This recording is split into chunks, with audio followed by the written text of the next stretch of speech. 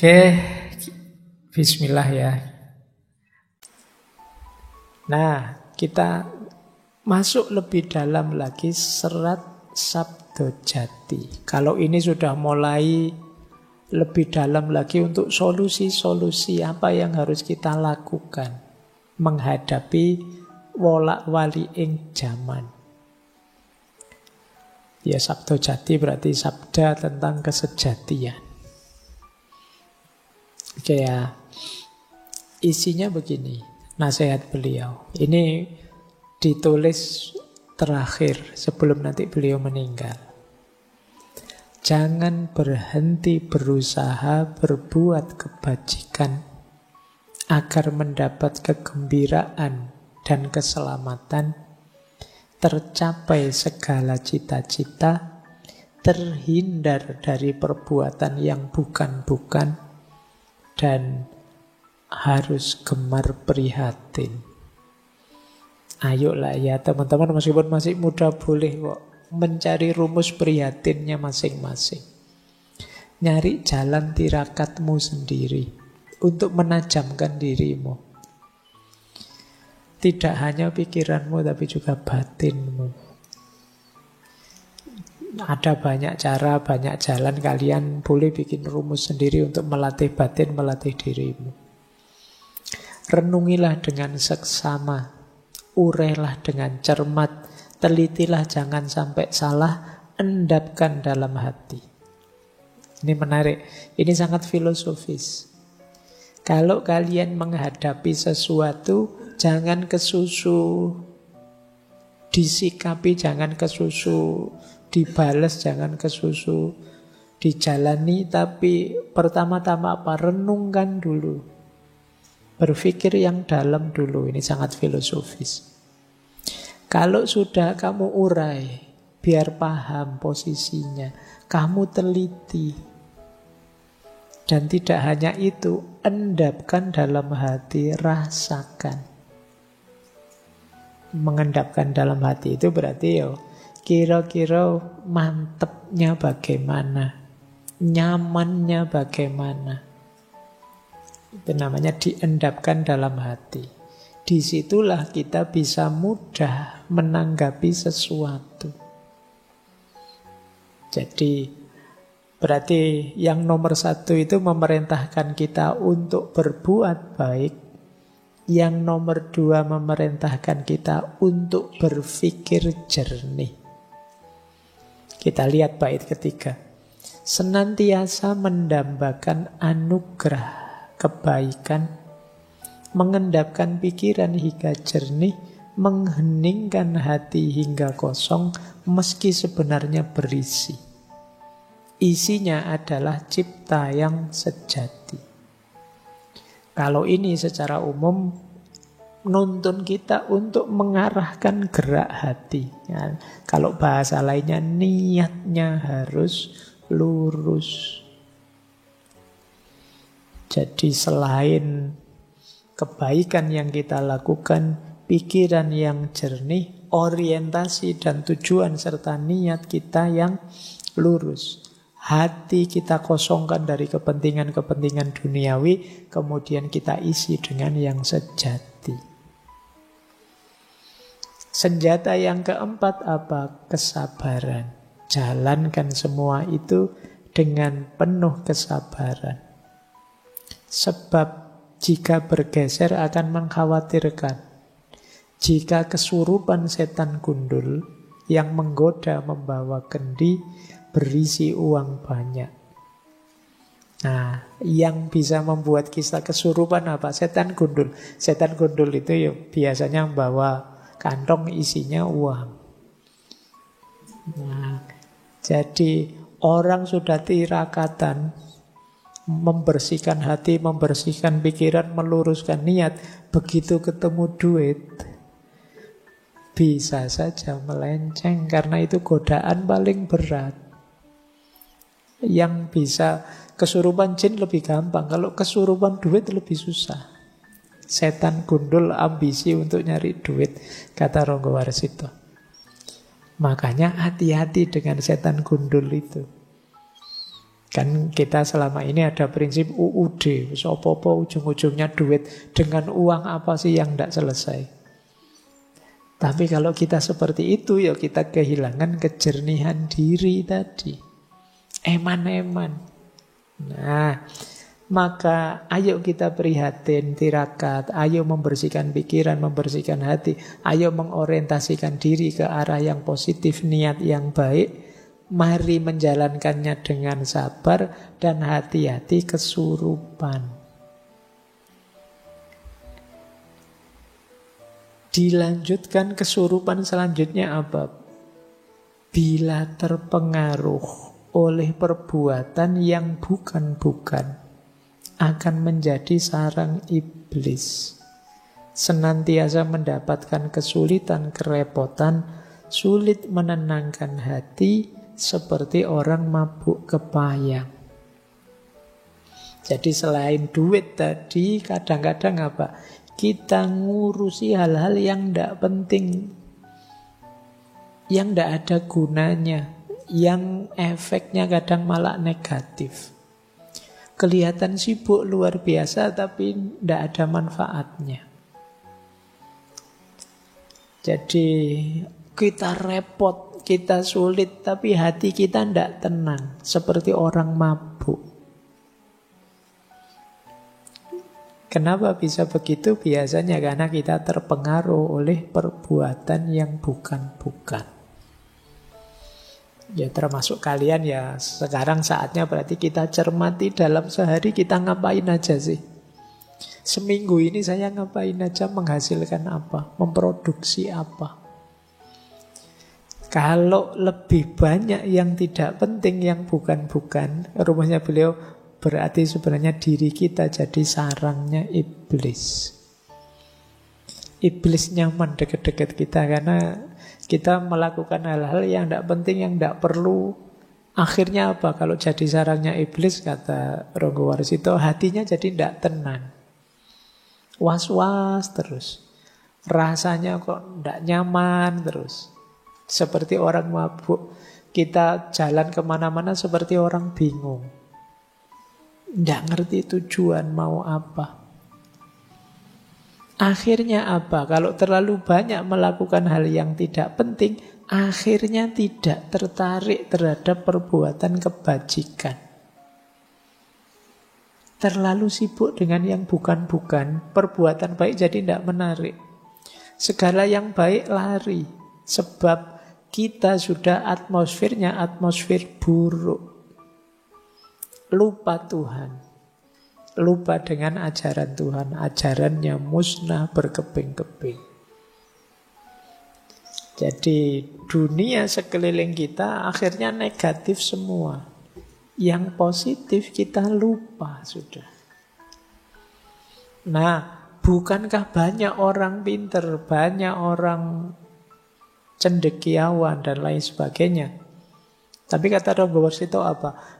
Namun demikian, yang melihatnya bagaikan matanya kemasukan pasir. Orang cerdas intelektual itu melihat semua itu kayak orang kelilipan. Jadi tidak terlalu peduli. Tidak kelihatan aslinya apa. Tidak melihat betapa sengsara, betapa banyak kebingungan, betapa banyak keresahan di sekelilingnya. Itu bahasa beliau seperti orang kelilipan. Yang bisa melihat itu kan ya tadi istilah beliau ya, ada orang pinter, ada para alim dan lain sebagainya. Itu tidak peduli dengan apa yang terjadi tadi. Seperti orang yang matanya kena pasir. Akhirnya apa? Banyak orang yang bersujud pada yang jahat. Orang jahat, orang buruk ditunduki sedemikian rupa, dianggap utusannya Tuhan. Nah, ini mulai sekarang kalau bahasa kita mempertuhankan yang bukan Tuhan. Bahkan orang jahat kita anggap utusannya Tuhan. Itu ketika kita tidak bisa tadi, tidak bisa tirakat, tidak bisa membersihkan hati, tidak bisa sabar, dan lain sebagainya. Nah, coba kita cek diri kita. Kata beliau selanjutnya begini, tapi bagi orang yang bijaksana, biasanya cirinya apa? Galau hatinya. Jadi, kenapa hatinya galau? Jika tidak ditiru, tidak ikut orang lain, dia disalahkan. Dan hidupnya jadi tanpa makna. Tapi kalau ditiru, hidup jadi hina. Jadi orang bijaksana, dia bisa melihat, tapi dia bingung. Kalau saya ikut orang-orang, hidup ini jadi tidak ada maknanya. Tapi kalau saya ikut orang-orang, hidup ini jadi hina. Nah, milih mana kamu, hidup tidak bermakna atau hidup hina? Nah, itu berarti kata Ronggo Warsito tidak percaya kepada Tuhan. Lagi-lagi beliau mengakhiri, yuk kembali sajalah pada Tuhan, pencipta segala sesuatu. Mereka yang sungguh-sungguh akan berhasil. Kebahagiaan akan datang atas kemurahan Tuhan. Tuhan mengabulkan semua permintaan jika dilakukan dengan tulus. Tuhan akan menolong, tidak kurang sandang pangan, terkabul semua keinginan. Ini beliau menarik. Di belakang terus beliau bilang, bla bla bla bla, beliau bilang, sang pujangga sambil menasehati, membuka rahasia ilahi yang banyak tersembunyi, sehingga dapat diketahui. Manusia yang hidup di zaman kerepotan, keburukannya meningkat, perbuatannya menjadi-jadi, pikiran-pikirannya sesat, keampuhannya tidak tampak lagi. Lama-kelamaan makin memprihatinkan. Merasakan ramalan tersebut, sang pujangga senantiasa merenung diri, melihat zaman penuh keprihatinan. Selesainya kapan? Ini ramalan lagi ya. Lagi-lagi beliau menyebut tahun 45 nanti. Waluyane benjang lamun ono wiku, memuji ngesti sawiji, sabuk lebu lir majnun, gali bedan tudang tuding, anacahken sakeing wok. Selesainya besok ketika ada seorang wiku. Wiku ini setara kalau sekarang mungkin begawan. Jadi seorang alim, orang suci yang memuji yang tunggal sejati. Istilahnya bagus. Sabuk lebulir majnun. Pakai ikat pinggang debu seperti orang gila. Maksudnya apa? Ikat pinggang debu itu berarti sangat sederhana. Dia bukan orang kaya raya yang terikat oleh dunia. Dan seperti orang gila bahkan. Jadi apa? Tidak dipandang sama sekali pada saat itu. Tapi sebenarnya beliau ini seorang wiku. Orang bijaksana, seorang pegawan. Hilir mudik menunjuk kian kemari. Gali bedan tudang tuding. Ini mungkin menyebalkan bagi banyak orang, tapi dialah yang membangunkan banyak orang. Mengarah ke banyak orang. Anacahken sakeing wong. Menghitung banyak orang. Maksudnya apa? Menyadarkan, menunjukkan nilai masing-masing orang. Kamu itu anak bangsa, kamu itu punya tanggung jawab kemanusiaan, kamu itu sejenis itu. Dan itu terjadi dengan Sengkolo tadi ya. Wiku memuji ngesti sawiji. 1877 atau tahun Masehi 1945. Disitulah baru selesai zaman Kolo Bendu. Kolo Subo kang gumanti diganti dengan zaman Kolo Subo.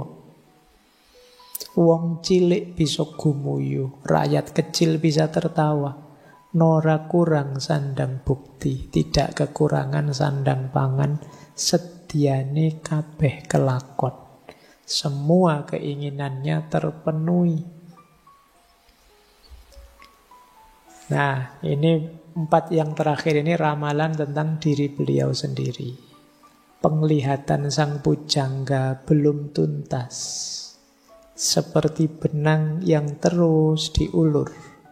Namun karena umur, sudah saatnya mencapai kesejatian. Pulang ke tempat yang sejati. Jadi beliau ini visinya, penglihatannya masih panjang. Seperti benang yang diulur. Ingin cerita banyak, tapi terbatas oleh umur. Yang terlihat hanya kurang 8 hari lagi. Waktu kematian akan tiba. Terlihat di Lauhil Mahfudz kembali menghadap Tuhannya, tepatnya pada hari Rebu Pon. Tanggal 5 kira-kira waktu zuhur bulan Selo tahun Jimakir. Wuku tolu windu sengoro. Itu kalau dimaseikan tanggal 24 Desember 1873 pas. Itulah saat yang ditentukan. Jadi ini beliau membaca kapan aku meninggal bisa pas. Sak jam-jamnya. Kira-kira waktu zuhur Rebu Pon. Nah, yang terakhir beliau karya ini ditulis hari Rebu 28 Syawal tahun Jimakir dengan hitungan condro Sembah Mukso Pujanggaji. Nah, ya sama 1802 atau kalau Masehi 1873. Jadi ini tidak lama setelah nulis serat ini beliau meninggal. Masih di tahun 1873. Nah, ini yang tadi kita sebut ya, sebuah filsafat sejarah yang spekulatif tapi futuristik, juga agak mistik. Yang ini, keahlian seperti ini ya mulai jarang hari ini.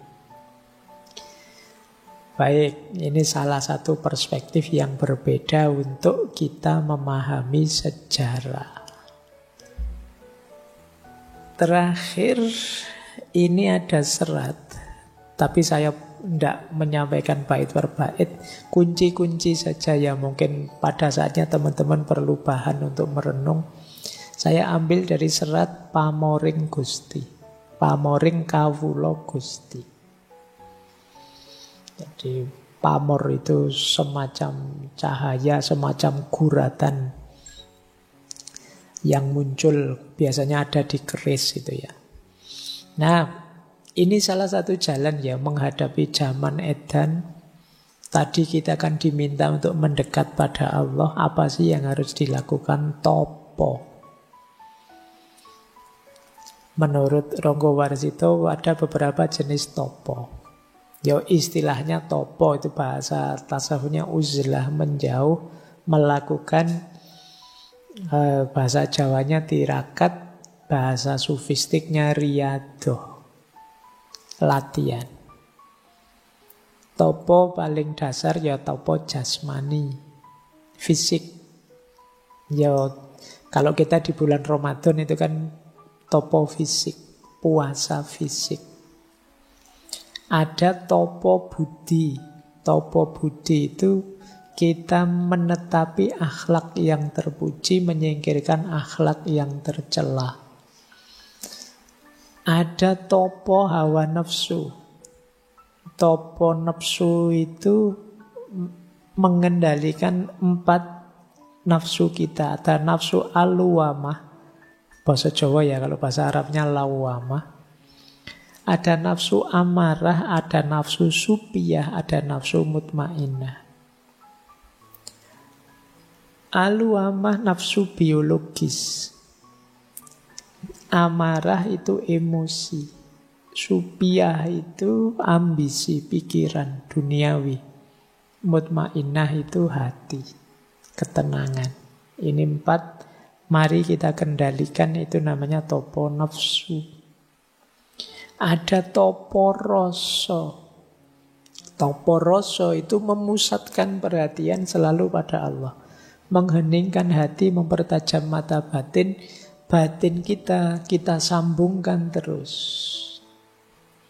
Dalam zikir mengingat Allah. Namanya topo rasa. Kalau sudah topo rasa, ada topo sukmo. Topo sukmo itu ikhlas, batin jernih, dan hidup harmonis dengan sesama dan dengan alam semesta. Ada lagi topo cahyo, tirakat cahaya. Maksudnya apa? Membentuk jiwa kita agar tidak tergoda oleh cahaya duniawi apapun. Berarti ini level fana sudah lepas dari segala godaan duniawi. Dan puncaknya adalah topo urip. Topo urip itu memasrahkan diri kita sepenuhnya kepada Allah. Kalau kita melakukan topo-topo ini, maka diri kita akan jadi manusia yang berpamor Gusti. Kalau di bahasa Indonesia kan bercitra Tuhan. Inilah nanti dalam tasawuf yang disebut takholak bi ahlakillah. Nah, ini jalan agar kita tetap waras di zaman edan. Ya, kalian ingat-ingat saja, pilih saja, lakukan semampu kalian, entah di level yang mana, biar kita tetap waras menghadapi wolak-walik zaman. Baik, saya kira itu ya malam hari ini. Materinya agak padat, banyak. Ya, semoga rekamannya bagus. Kalau kalian tidak paham bisa mengulang-ulang. Oke, saya akhiri sekian. Kurang lebihnya mohon maaf. Wallahul muwafiq. Wallahu a'lam bissawab. Wassalamualaikum warahmatullahi wabarakatuh.